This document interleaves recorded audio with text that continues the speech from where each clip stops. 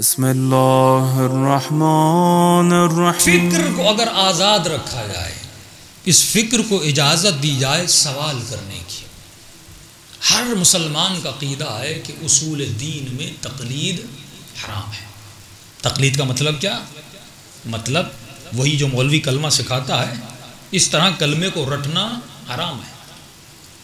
اکثر لوگوں کا دین تقلیدی دین ہے، شیعہ ہو، سنی ہو، بریلوی ہو، حنفی ہو، شافعی ہو، سب کا دین کیا ہے؟ تقلیدی ہے۔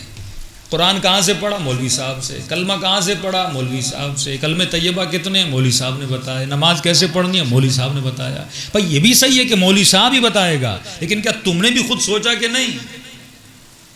دین کا معاملہ جسم کا معاملہ نہیں ہے کہ ڈاکٹر کہے کہ آنکھ کا یہ آپریشن اس طرح کرنا ہے میں بالکل وہی کروں۔ دین کے معاملے میں یہ نہیں، اللہ کی آواز آتی ہے، اے میرے بندے اگر مجھے ماننا ہے تو عقل کے ذریعے سے مان، اے میرے بندے اگر مجھے ماننا ہے تو فکر کے ذریعے سے مان۔ اور واضح ترین اس نے آیت نازل کر دی کہ لا اکراہ فی الدین، میرے دین میں کوئی جبر نہیں ہے، میرے دین میں کوئی زبردستی نہیں ہے۔ اگر تو نے مجھے سجدہ کرنا ہے تو سوچ سمجھ کے سجدہ کرنا ہے، اگر تو نے میری عبادت کرنی ہے تو سوچ سمجھ کے عبادت کرنی ہے۔ مجھے تیرے تقلیدی سجدے پسند نہیں ہے۔ خدا کیوں پسند نہیں ہے؟ عجیب اللہ کی آواز آتی ہے، آواز آتی ہے وَإِن مِّن شَيْءٍ إِلَّا يُسَبِّحُ بِحَمْدِهِ، اے میرے بندے کائنات کی ہر شے میری تسبیح کرتی ہے۔ یہ کنکر میری تسبیح کرتا ہے، یہ پتھر میری تسبیح کرتا ہے، یہ ستارے میری تسبیح کرتے ہیں، یہ چاند، یہ پرند، یہ سورج، یہ ساری میری تسبیح کرتے ہیں۔ تو یہ سمجھتا ہے کہ مجھے سجدوں کی کمی ہے، تو یہ سمجھتا ہے کہ مجھے رکوع کرنے والوں کی کمی ہے، تو یہ سمجھتا ہے کہ میری تعریف کرنے والے کم ہے۔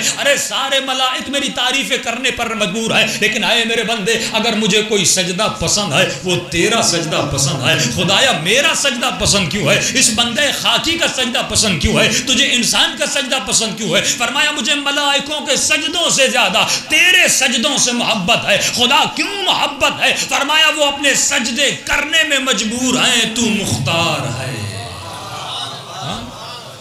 تو اپنے اختیار سے مجھے سجدہ کرتا ہے، لیکن جبرائیل کی جرت کی مجھے سجدہ نہ کرے، اس ذرے کی جرت کے میری تسبیح نہ کرے، اس بارش کی جرت، اس قطرے کی جرت کے میرا ذکر نہ کرے۔ یہ تو میرا ذکر کرنے پر مجبور ہے کیونکہ میں نے انہیں اختیار نہیں دیا اور تجھے صاحب اختیار بنایا ہے۔ تو اپنے اختیار سے چاہے تو مجھے سجدہ کرے، چاہے تو پتھر کو سجدہ کرے، چاہے تو سورج کو سجدہ کرے، چاہے تو چاند کو سجدہ کرے۔ اسی طرح ہر انسان کو اختیار ہے، چاہے جس کو اپنا نبی بنائے، چاہے جس کو اپنا امام بنائے، چاہے جس کو اپنا ولی بنائے، چاہے جس کو اپنا بڑا بنائے، کیونکہ دین میں کوئی جبر نہیں ہے کہ تم کہو تو شیعہ بن جا، وہ کہے تو سنی بن جا، وہ کہے تو بریلوی بن جا، وہ کہے تو حنفی بن جا، کیونکہ یہ دین دین اختیار ہے، یہ دین دین عقل ہے۔ انسان آزاد ہے، وہ جو چاہے کر سکتا ہے، لیکن خدا ایک سوال کرے گا، اگر تم نے کسی کو اپنا امام چنا تھا تو تجھے چننے کا اختیار ہے، لیکن میرے بندے مجھے یہ بتانا جسے تو نے اپنا امام بنایا تھا، جسے تو نے اپنا رب بنایا تھا، جسے تو نے اپنا نبی بنایا تھا، جسے تو نے اپنا ولی بنایا تھا، پہلا سوال تو وہ اپنا کرے گا جب قیامت کے دن اس بندے کو لایا جائے گا۔ کوئی بت پرست ہوگا، کوئی سورج پرست ہوگا، کوئی آگ پرست ہوگا، کوئی خدا پرست ہوگا، ہر بندے سے ایک سوال کرے گا، یہ بتا جسے تو نے سجدہ کیا تھا